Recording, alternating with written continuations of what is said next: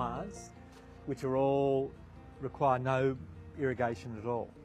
So we've got agave, which is a classic South American plant, the native banksia, which is a coastal banksia, and one of my favourites, and smell this, fantastic, is the rosemary. This is an unusual combination of plants, but they grow really well together, no water whatsoever, and they actually hang together as a composition. It's quite beautiful. And the rosemary doesn't really bush out, or how do you? Rosemary you can clip. You'll clip it into place, but this won't grow that rampant because it's not irrigated. But these things will grow, and as you can see, we've actually clipped them. So we're trying to make them smaller, more intimate at a garden scale. And does it grow out or up? They grow up. They grow up. So the more you cut them, the more they'll grow out this way. So they're a great, it's a good little combination that we've used here. And you can propagate these too, can't you? Agave are really easy. You can cut when they sprout off. And when you feel a leaf, you can rub that into your hand. It's a great suntan. Oh, can I put some on my face? You can put a bit on your face.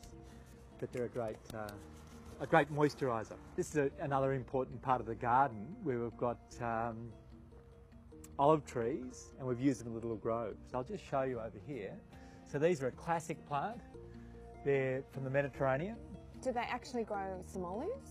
They do. So we've already harvested the olives here. Not a great amount because it's only been in for about a year. But they're a fantastic plant.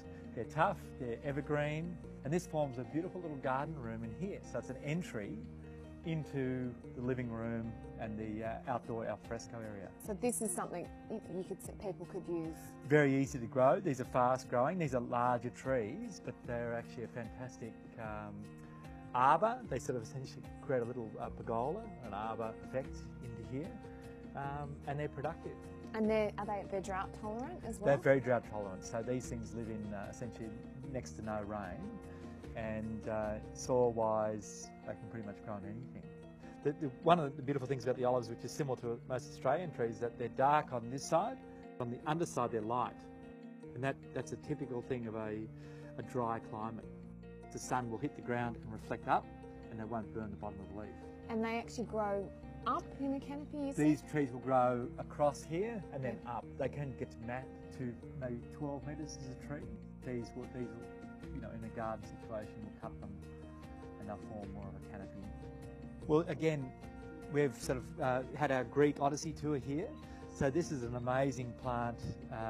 This is a coral plant, and it's a succulent. So if you pick a little bit and you squeeze it, it's full of water. And I wouldn't suggest you live off it, but you can suck it. It tastes so bad. And they call it coral plant because the bottom of it looks like an anemone or a coral. It's really beautiful. And they're easy to grow. Like this has no maintenance. You'll never have to water it. They are brittle. You can break them. So around young children, probably not a great plant, but they're in a good position here. And again, you can break a piece off and move it to any part of the garden. And you could buy that in a local... These are all commercially available from probably a larger nursery you can get them from. They're a really good plant. I love the red on them. This time of the year when it gets a bit cooler, they go red on the ends, which is good. So there's some seasonal variety there. Okay. And what else have we got in here? Okay. Well, what we try to do here... What's this?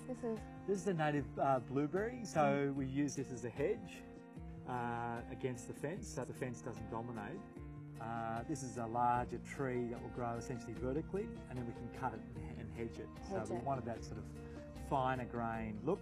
And the berries are important. They feed birds, so it's important that. And that's what, in areas like this, that's what you want to see is the native wildlife coming back. So this garden and the other two gardens we'll look at has a balance of native and non-native plants. So Zan, let me show you this important. Come around this garden part.